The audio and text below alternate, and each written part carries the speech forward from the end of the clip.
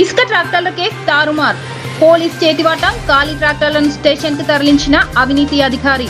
మెదక్ జిల్లా కొల్చారం మండలం తుక్కాపూర్ మంజీరా నదిలో శనివారం తెల్లవారుజామున అక్రమ ఇసుక రవాణా చేస్తున్న వారిపై ట్రాన్స్కో పోలీస్ అధికారి దాడి చేసి పట్టుకొని ఇసుకతో ఉన్న 5 ట్రాక్టర్లను కొల్చారం ఎస్ఐ మహమ్మద్ గౌస్ కు అప్పగించారు. మధ్యాహ్నం 2 గంటల సమయంలో చరణ్ టీవీ ప్రతినిధి కొల్చారం పోలీస్ స్టేషన్ కు వెళ్లి ట్రాక్టర్లను పరిశీలిస్తే ఇసుక లేకుండా ఉన్న 5 ట్రాక్టర్లు కనిపించాయి.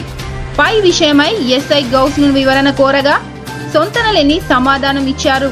మరి 5 ట్రాక్టర్ల ఇసుక పోలీస్ అధికారి అమ్ముకున్నాడా లేక మాయమైందా అన్న విధంగా స్థానికులు నివ్వెరపోతున్నారు. ఈ అవినీతి పోలీస్ అధికారిపై మరిన్ని ప్రసారాలు మీ చరణ్ టీవీలో.